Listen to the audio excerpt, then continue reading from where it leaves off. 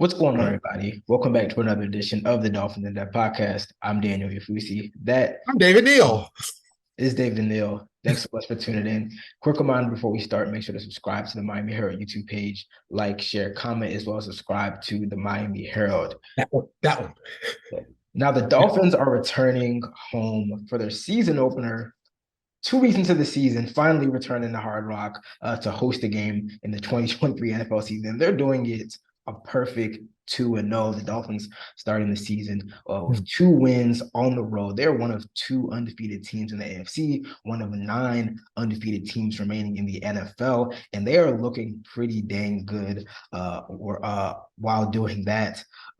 Dolphins last Sunday coming away with the 24-17 road win over the New England Patriots. Looked like they were going to kind of cruise to, a pretty, I call it economical win, not, needing everything in the tank. The Patriots, as they do, make it close. But in the end, the Dolphins get a last stop, similar to week one. They get a big stop on fourth down, and they go back home happy, and again 2-0, which is the most important thing. Since I posted a stat earlier today, since 1990, I believe it's 63%, close to 64% of teams who start 2-0 make the postseason, and about 41-42% of teams who start 2-0 win the division. So again, 2-0 with 2 road wins in the conference, one in the division, and again, the only undefeated team in the AFC East, and 2 in the conference. Definitely a strong start for the Miami Dolphins, and there's a lot of praise to go around. I think that this past win on Sunday really showed the balance of this team, and really the depth. I think that those were 2 questions that we had about this team. One on offense, like what is this offense going to look like? And through 2 games, I mean, this offense, I kept on saying I wasn't sure how much better they could get, but they look a lot better. Like Mike McDaniel came back from the offseason. He schemed up some stuff.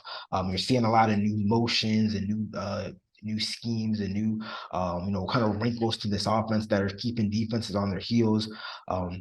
Tua's playing extremely well. We already know what Tyreek Hill is, him and Jalen Waddle. You're seeing some of the secondary guys step up, whether it's Braxton Berrios or River Craycraft.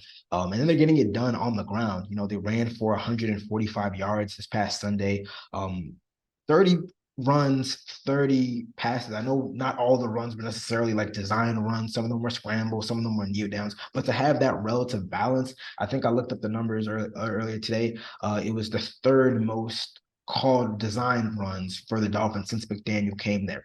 And it wasn't like, oh, they were up by 3 scores and they just, were just kind of running the ball, running the clock out. Like this was a deliberate effort to, like they said, to take advantage of what the defense was giving them. They wanted to play 3 safeties at sometimes, play a lot of 2 safeties, protect against the deep ball. The Dolphins had no problem running the ball. And it's like when they weren't getting, 5, 6, when they were maybe getting 2, 3, they kept on at it.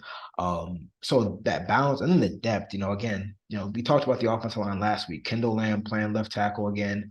They've only given up 1 sack through 2 games. Andrew Van Ginkel, who, he played 50 snaps at inside linebacker week 1. Jalen Phillips goes out, and now he's at edge, and he looks like he had the game of his life. So the balance and the depth is what's really sticking out to me for this team through this 2-0 start. Yeah, that the way they approached the Patriots game was pretty impressive.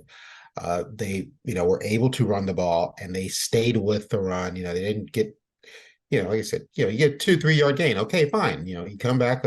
There's no reason to get away from it and be frustrated by it and think, oh my goodness, now we gotta, throw the ball to get into third and short. And they obviously did a very good job running the ball. And you saw Raheem Mostert break open the touchdown that wound up being the game winner. And I like the way that most of the game. I like the way this Dolphins team looked. They just looked really in control of that game. It was one of those weird games where the Patriots weren't out of it, but you never Thought really they had really had a shot. feeling until they were in it. And it's Yeah. 17-10. You're like, And then the most touchdown. You're like, oh, okay, well, okay, we're done. And then but then New England comes back down to field, bing, bing, bing, bing, and it's 24-17 again. And you're kind of like, how are we here? How is this happening? How are we here? But that was a very professional, very professional NFL win. It was a game that they stayed with it. They got close. They got first downs when they needed to at the near the end, well, with the exception of the funky snap, which is probably the one thing that's kind of worrisome is the snaps.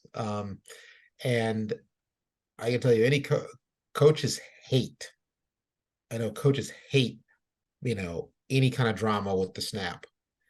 And the Dolphins have had a little too much drama with the snap. Even on the end of game kneel down, I didn't even realize it. I had to go back when I was doing film study and I was rewatching the game. The very first kneel downs toward the end of the game, they mishandled the center exchange, and Tua had to kind of fall on the ball and make sure the Patriots didn't recover. So yeah, I mean we've had at least three or so mishaps in the first two games. We've had a couple other low snaps, high snaps, off center snaps. So yeah, that's something that Yeah, we had these issues last summer, and I've said it again. We had these issues last summer with Connor Williams in this transition from guard to center.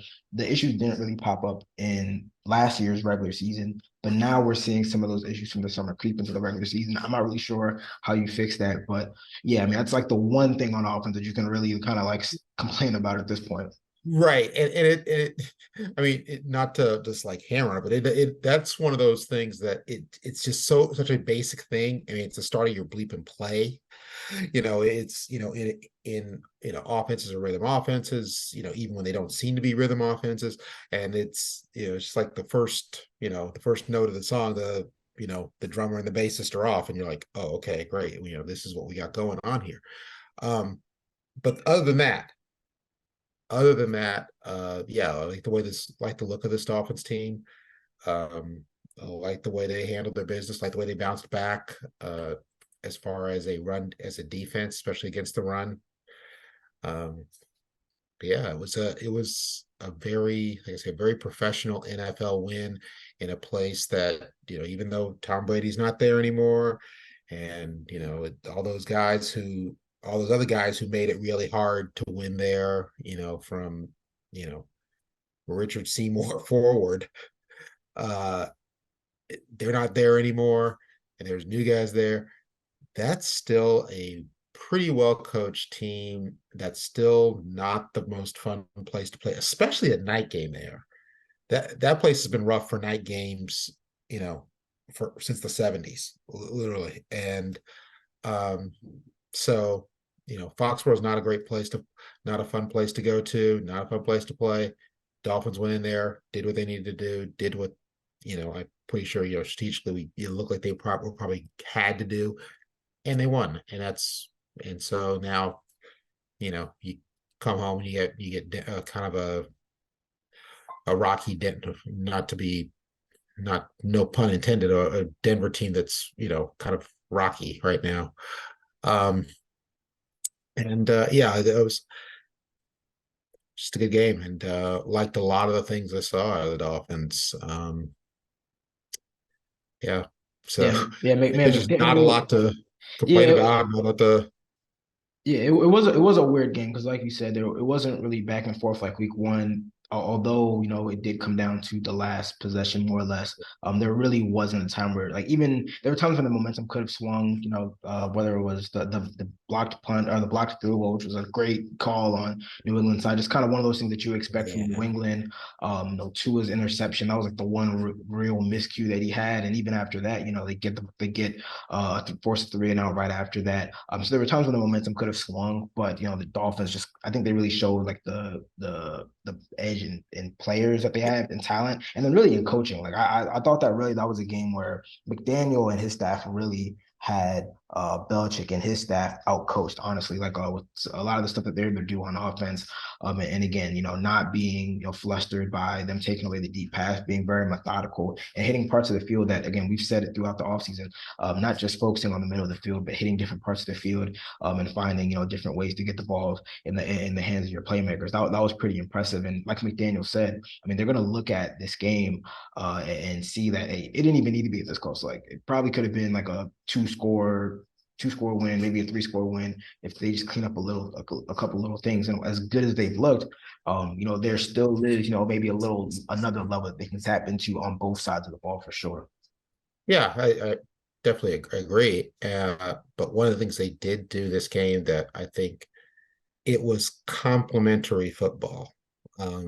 There was not, you have the blocked field goal, which really was a really cool setup, a concept that New England ran at a couple of times.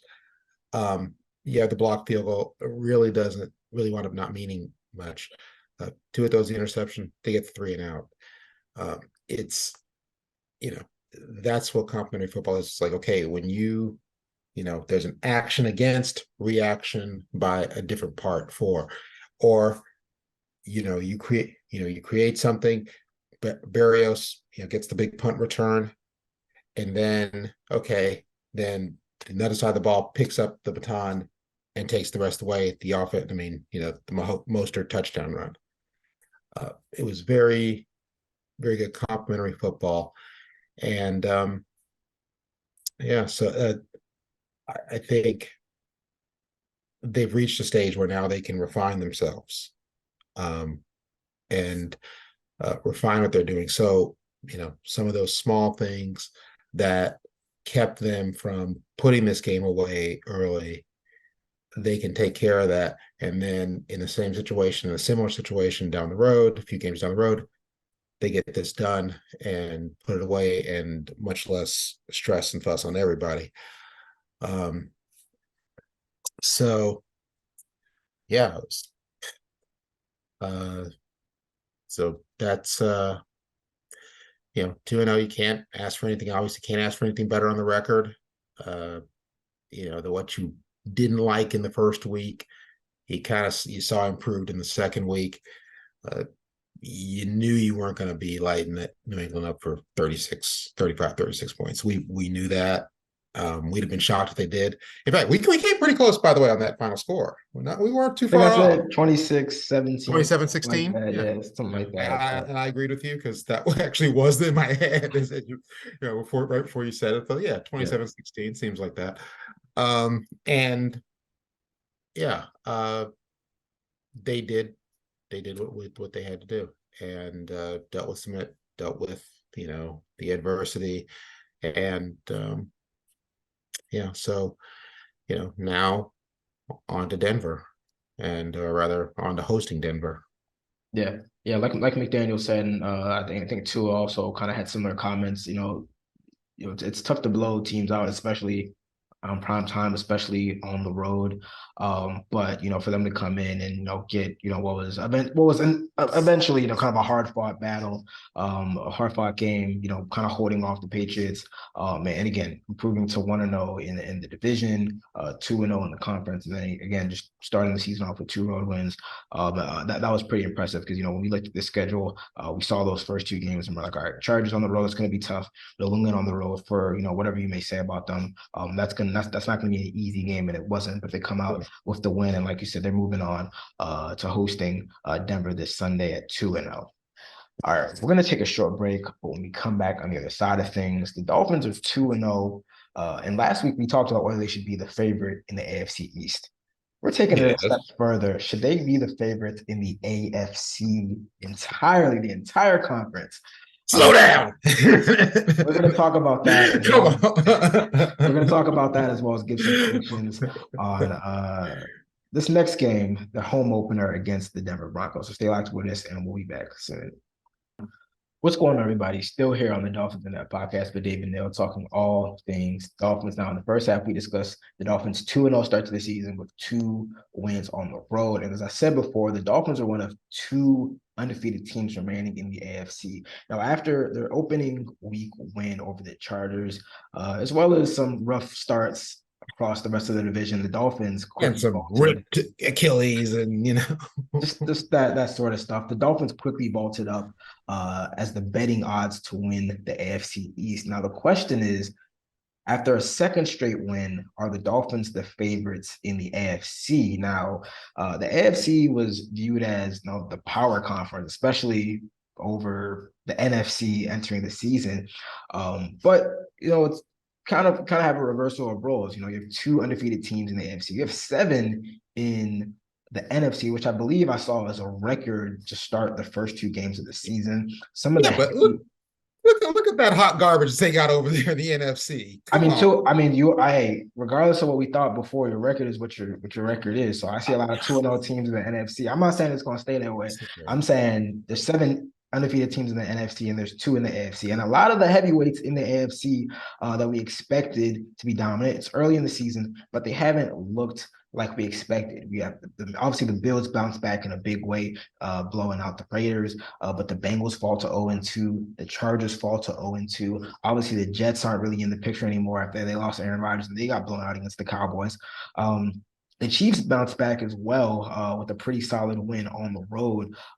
But I'm kind of back on the bandwagon with the Dolphins, I gotta say. So, in the offseason, in the offseason, I was very, very bullish on Oh the team. gosh.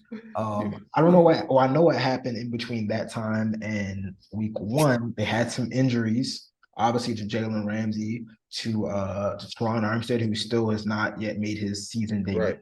So He's getting closer, but has not hit the field yet.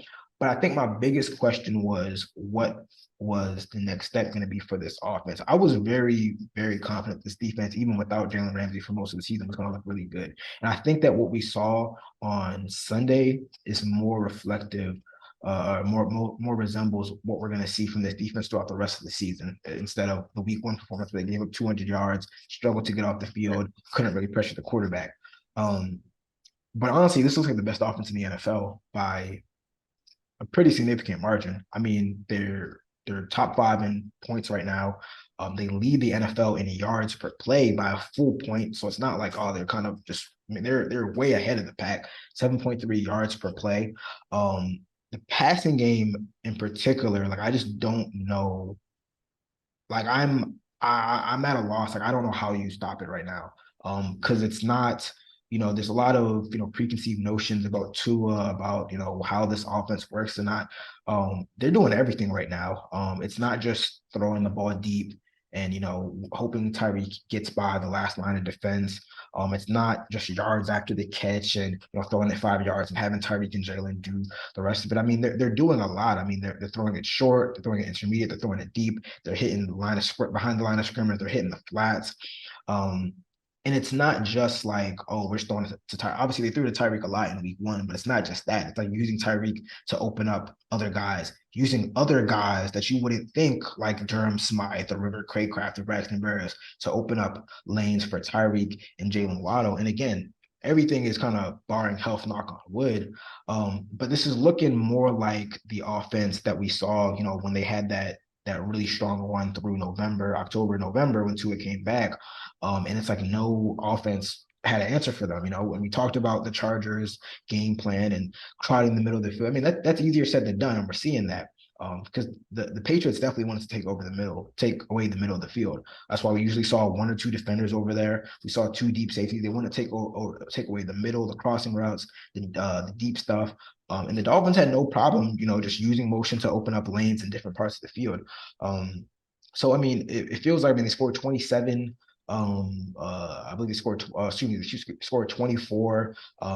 This past Sunday. I think that on what was kind of like an okay. I really think that the offense truly was kind of okay. They left points on the board. They got off to a strong start and then kind of sputtered in the second half. So I'd say 24 points was kind of like a okay day for them.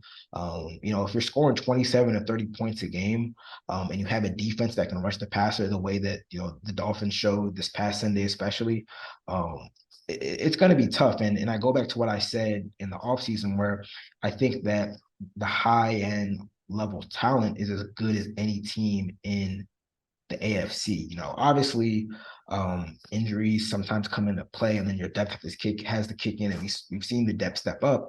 But at the end of the day, if everyone's healthy, you got to guard Tyreek Hill and Jalen Waddle. You gotta, you gotta block, Bradley Chubb and Jalen Phillips when he gets back healthy.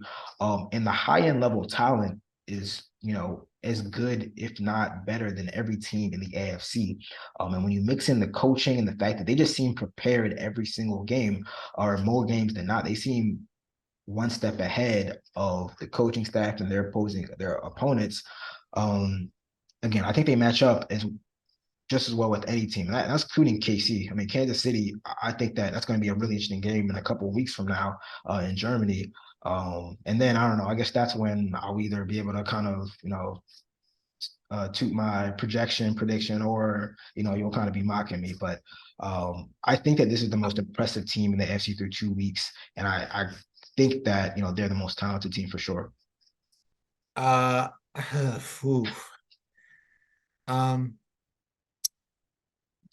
Name a team, and I'll give you a reason why. I'll give you a reason why. I don't look. Are in a better position I right like. now. I don't know that. I think 2 weeks is a very small sample size. It's a very. If we're not going to stand on takes, what we going to do? That's why I'm saying slow down. Let's. I've seen enough. I've seen enough. Come on. This is. What team? Well, would you go as far as say the Dolphins have been the most impressive team in the AFC through 2 weeks? Yeah, I guess so. I mean, starting the year off with 2 wins on the road, in the conference, in the division, it doesn't get more impressive than that. Right. And what other team has the ceiling of the Dolphins right now? Really? I'm serious. I'm not. I don't. No. Do the Dolphins have the best quarterback in the conference? That's for debate. But Kansas City, we've seen what Kansas City does when Kansas City has their stuff together. Now, come on, 2 games into a season, and Kansas City played one of them without Kelce and Jones, and when they got those 2 guys back, even in a Kelce in a very half step way, they went on the road and they beat Jacksonville, which is Jacksonville clearly the best team in their division, and I think one of the best teams in the conference. They're young. They're getting it together. That's not a team nobody wants to play them now. But if we're going to talk about injuries, the Dolphins haven't had 2 of their probably 5 to 7 most important players on the field. They haven't played a snap with Teron Armstead, and they haven't played a snap with cornerback. And those are the 2 spots where I think that everyone would say entering the season, they had the most concern about was the cornerback depth, who is going to step up there, and whether the offensive line could block for Tua and blocking the run game. They haven't allowed they've only allowed 1 sack, and Tua's been hit 4 times in 2 games. I'm not saying that's their offensive line has not been impressive. I complimented them last week. And yes, 1 sack through 2 weeks in this current NFL. I don't care who you are or who you're playing, that is impressive. I do think how much better are they? So how much does that improve with a healthy Teron Armstead versus does KC lose that first game if Kelce's healthy with the way their receivers, dribble the ball all over the field? That's up for debate, but yeah. Well, that's my point. That's my point. It's 2 games. I mean, it's just like I'm projecting. We're about projection. It does not need to happen right now. I mean, you could. Tua is the betting favorite for MVP. The Dolphins are top 3, top 4 betting favorites. Good games. Do they not look like they could be the most dangerous team in the conference? I know it's 2 games, but from what you've seen and projecting what they could be, if we're anticipating that they will continue to improve. Some teams don't, some teams do, some teams regress. Yeah, But like I'm not sitting there thinking I'm not buying that as any guarantee that they will improve. I think they are at a very good place right now. Yeah, they're a very good team. They're a good team, maybe a very good team.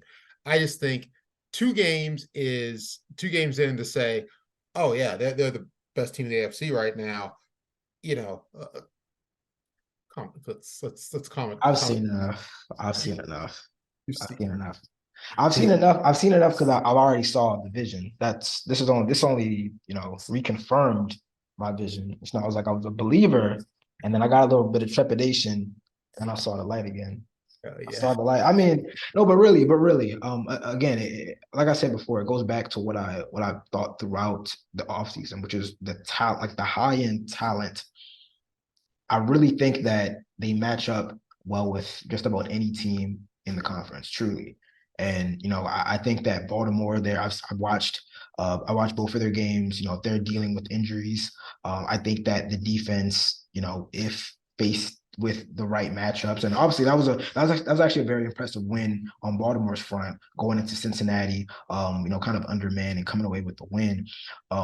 But just the level of stress that this Dolphins offense puts on a defense. Again, I'm not really sure what the answer is because they're not just hitting guys deep.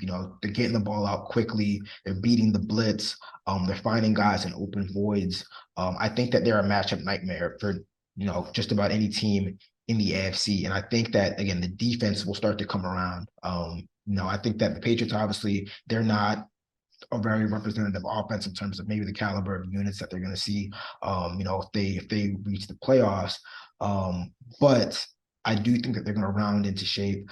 They're figuring things out in terms of the personnel that they want to roll with.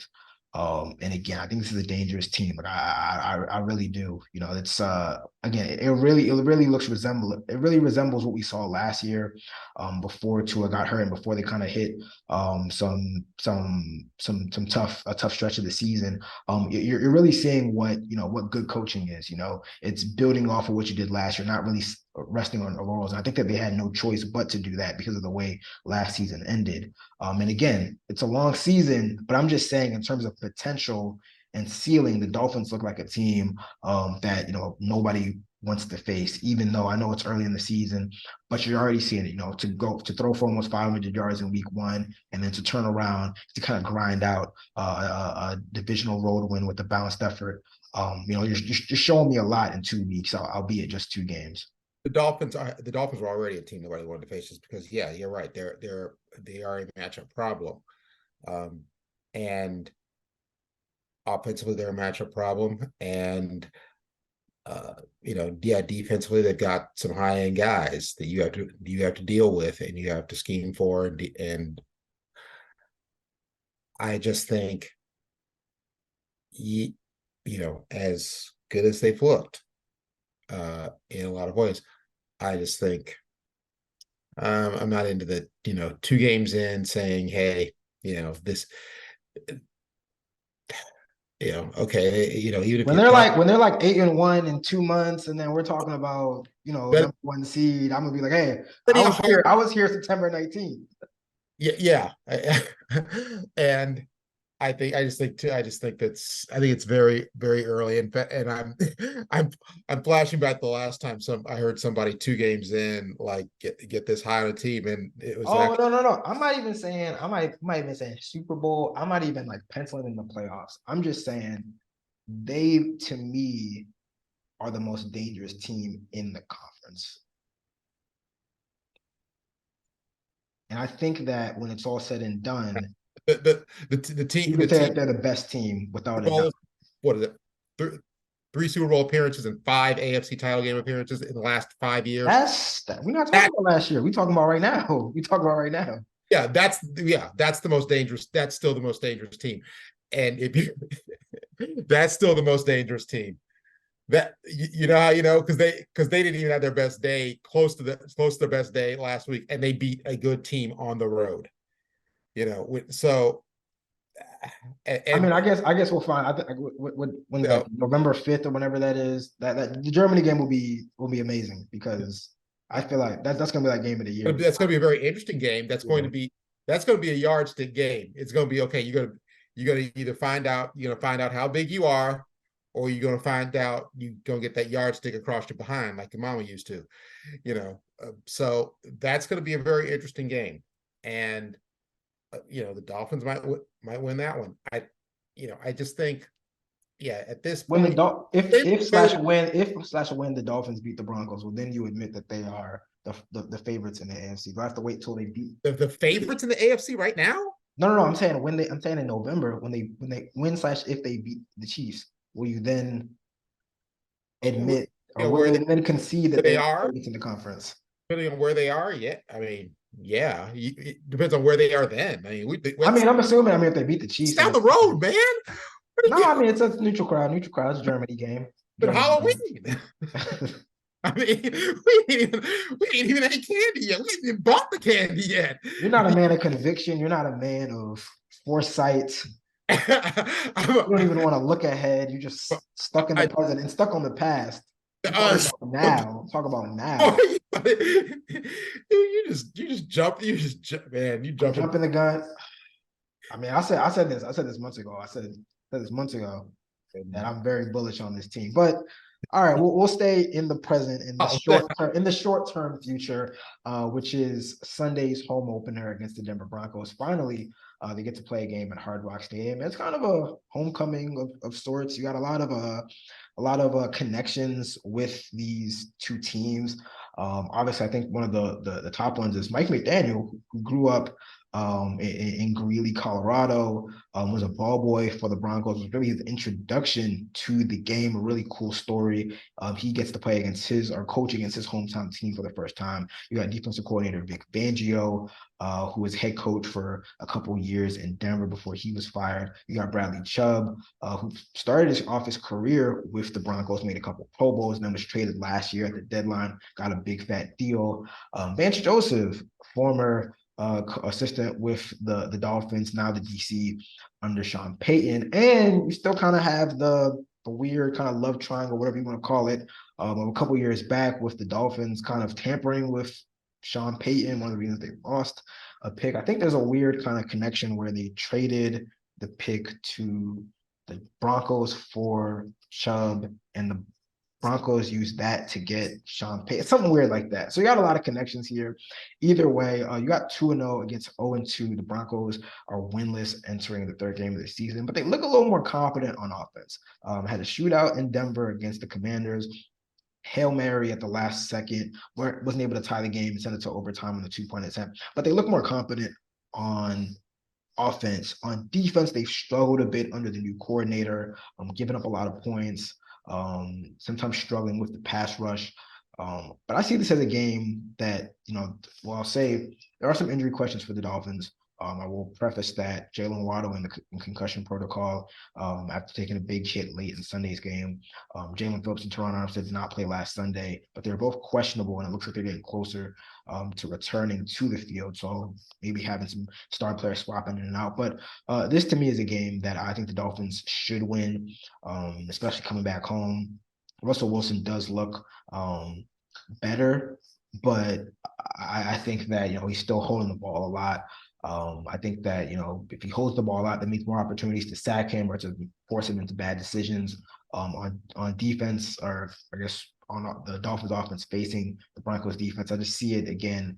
I'm not really sure how much the Broncos are going to be able to do to stop this offense, especially at home. They did a lot of this stuff on the road where they're doing silent counts and whatnot, and it's a little tougher to communicate, and they still looked really good on offense. I think that having that home crowd behind them and a home venue where they played really, really well the past couple of years, have really defended their home turf. I think it's going to be a high scoring game. But I think the Dolphins kind of squeak out another close game, 31-27 type of game, and they move on to 3-0. Yeah, if the Dolphins are the team that they want to be, they go out. This should be a curb stomp. I'm sorry. The Broncos look good on offense. I mean, they're 0-2, but they're not like a bad 0-2. Oh, yes, they are. They're a bad 0. That's a bad 0-2. You get lit up by who was it, Sam Hornish or whoever the Hey, they got the enemy out there. They're looking competent. Hey, Commanders are 2-0. Washington. What are they? They're What? 2-0. You want What? to crap on all the NFC teams? The Commanders are 2-0. Come on. There's okay. Here's what happens with numbers. You got to look at why the numbers are and who you playing and who the Commanders and how it happened. I'm sorry. The Commanders the Broncos lost a shootout to a quarterback. I'm not sure. Did he play at FIU or what? I mean, I don't know who is this guy. What, Sam House, Bellingham? What? He's up there lighting up the Broncos in Denver to where they need a miracle, finish just to get it close. And okay, yeah, that last 2-point conversion should have been pass interference. Should have been PI. Should have been PI. But hey. It was, and it wasn't really close. It was a gutless ref. So, but still, you shouldn't need that. You shouldn't need that. And now they're going to come down here. They're going to come here in the September. The Dolphins are rooting for like days like we've had there. They're rooting for that, 87 degrees, 90 degrees, 70% humidity. I've seen Denver come in and play that game before. And yeah, that Denver in the fourth quarter, Denver looked like they couldn't handle Booker T. So this is a game I think that the Dolphins should go out, put up a fair amount of points. Denver, I think Sean Payton, Russell Wilson still figuring out how to work together. I think they came on strong late last week, which that speaks well for them. But again, really they shouldn't have needed that. So I don't think they're there yet. I'm going to show a little more confidence in the Dolphins than you are. I'm showing respect to the Broncos. 30. Please, you gave up 35 points to Sudden Sam Malone or something, whoever the heck's playing quarterback for them. Yeah, the 38-20, and they really need to come out and get this done. You're looking for style points. You're not. No, I'm not looking at style. Please, that's not style points. That's 18.1. The Washington Commanders put up how many points on Denver in Denver? So I think that should be your minimum if you're the Dolphins and you coming home. Oh wow, you have higher expectations for them than me. It looks like. Yeah, and why shouldn't they? This ain't the Orange Crush. This is the Orange Crushed. I mean, what? Why should this game be close? Why should this game be close? Well, again, it's week to week, different matchups. Again, the Broncos offense, I mean, they're top 10. I mean, they've been able to move the ball down the field. And again, maybe you just don't think much of Broncos, you don't think of Commanders, but through 2 games, the offense has looked, competent to, good. And Sean Payton is a very smart offensive-minded coach. I think that, he's gone up against Vic Fangio in the NFC when he was with the Bears and whatnot. He'll probably have some counters to what they do. I'm not saying that the defense is a finished, polished product, but I think that, given the experience of those guys, I mean, I think that they'll be able to move the ball. I think it'll be a little more back and forth. I don't look at, the Broncos 0-2 and just think, cast them off. All right, this is going to be a cakewalk. I don't see it as that type of game, but I do see it as a type of game where the Dolphins on offense should be able to move the ball. And I do think it'll be a little bit closer than what maybe some people are expecting after, the first 2 games of the season. There's no reason to think that Denver should stop the Dolphins. I'm not saying they're going to stop them. I'm saying they're going to score 31 points. They should slow them down. I mean, really? 31 is like top 2, 3 in the league. Like that's not slowing them down. That's a pretty good day at the office if you score 31 points. I think the Dolphins should score more than that. I honestly do. It's like, why shouldn't they? This is a stunning change of events. I was looking like No, you're talking. See, we're talking different things. This isn't even apples and oranges. This is a different discussion of how do they rank in the AFC versus how do they rank it against this 0-2 team that just lost to a desperate, desperate, not very good Washington team. Like I'm sorry, they're 2-0. So is Atlanta. Big deal. Hey, Yeah. we could be saying, but that I hear you. I hear you. Atlanta. I watched that Atlanta Packers game and I'm like, okay, they're 2-0. I'm not particularly impressed with that. I'm much more impressed with the Dolphins 2-0 than Atlanta or Washington's. And fair enough. All wins aren't created equal, but they count the same. And I hear you. And we're both expecting the Dolphins to move to 3-0 at home. However, you have much higher expectations for them in that win than I do. I'm saying, I hear you. So I'm saying Dolphins 30-27. You're saying more along the lines of 38-20, a cool, calm, casual cruise of a win. We're both, for the second week in a row, siding with the Dolphins on the same side of the prediction. So we'll see how that goes Sunday afternoon. All right, that brings us to the end of another edition of the Dolphins In Depth podcast. I want to thank you guys as always for tuning in. Reminder to subscribe to the Miami Herald YouTube page. To the Miami Herald.